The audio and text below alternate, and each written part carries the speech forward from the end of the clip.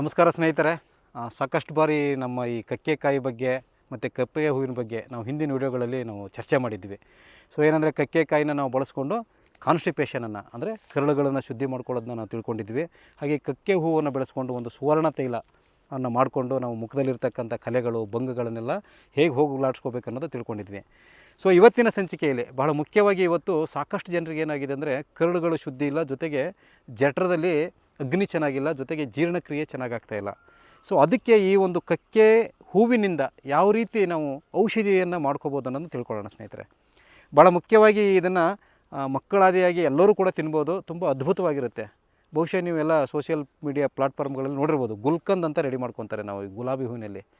So ಈ ಕಕ್ಕೆ ಹೂವಿನಲ್ಲಿ ನಾವೇನಾದ್ರು ಗುಲ್ಕಂದ್ ಮಾಡ್ಕೊಂಡು ತಿಂದರೆ ನಮ್ಮ ಜಠರಾಂಗ ಟೋಟಲ್ ಡೈಜೆಸ್ಟಿವ್ ಸಿಸ್ಟಮ್ ಅಂತ ಏನು ಹೇಳ್ತೀವಲ್ವ, ಅದು ತುಂಬ ಚೆನ್ನಾಗಾಗೋದ್ರ ಜೊತೆಗೆ ಧಾತು ಪುಷ್ಟಿ ಆಗುತ್ತೆ, ಜೊತೆಗೆ ವೀರ್ಯ ವೃದ್ಧಿ ಆಗುತ್ತೆ, ಮತ್ತು ನಪುಂಸಕತೆ ಇದ್ದರೆ ಹೋಗುತ್ತೆ, ಜೊತೆಗೆ ನಮಗೆ ಆಸಕ್ತಿ ಅಂದರೆ ಲೈಂಗಿಕ ಆಸಕ್ತಿ ಎಲ್ಲ ಜಾಸ್ತಿ ಆಗುತ್ತೆ.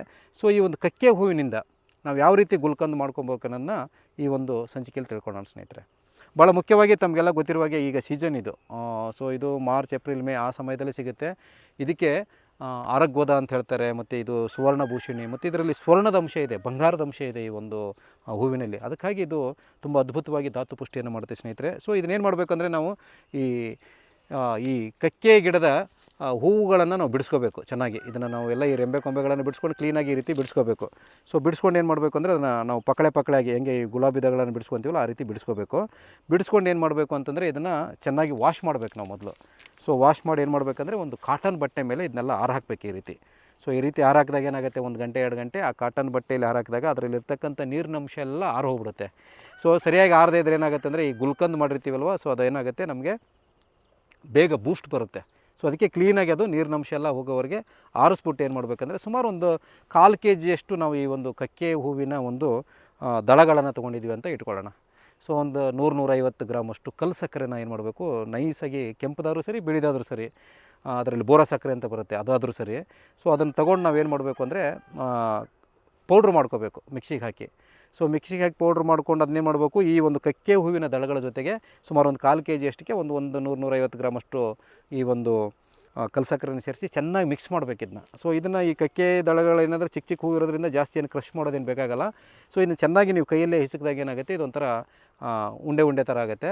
ಸೊ ಅದಕ್ಕೇನು ಮಾಡಬೇಕಂದ್ರೆ 3-4 ಚಮಚ ಶುದ್ಧವಾದಂತಹ ದೇಶಿ ಜೇನುತುಪ್ಪವನ್ನು ಆ್ಯಡ್ ಮಾಡಬೇಕು. ಇದಕ್ಕೆ ಆ್ಯಡ್ ಮಾಡಿ ಏನು ಮಾಡಬೇಕು, ಚೆನ್ನಾಗಿ ಕಲಿಸ್ಬಿಟ್ಟು ಒಂದು ಗಾಜಿನ ಭರಣೆಗೆ ಸುಮಾರು ಒಂದು 15-20 ದಿನ ಹಾಕಿಟ್ರೆ ಅದ್ಭುತವಾದಂತಹ ಒಂದು ಗುಲ್ಕಂದ್ ರೆಡಿ ಆಗುತ್ತೆ ನಮಗೆ.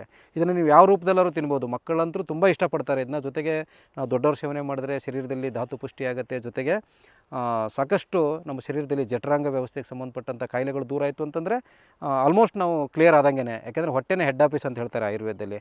ಹೊಟ್ಟೆನ ತುಂಬ ಚೆನ್ನಾಗಿ ಜಠರಾಂಗ ವ್ಯವಸ್ಥೆಯನ್ನು ಚೆನ್ನಾಗಿ ಇಟ್ಕೊಂಡ್ಬಿಟ್ರೆ ಸುಮಾರು ಕಾಯಿಲೆಗಳು ತನ್ನಷ್ಟಕ್ಕೆ ತಾನೇ ಹೆಸರು ಹೇಳಿದಂತೆ ಹೋಗಿಬಿಟ್ಟಿರ್ತವೆ ಸ್ನೇಹಿತರೆ.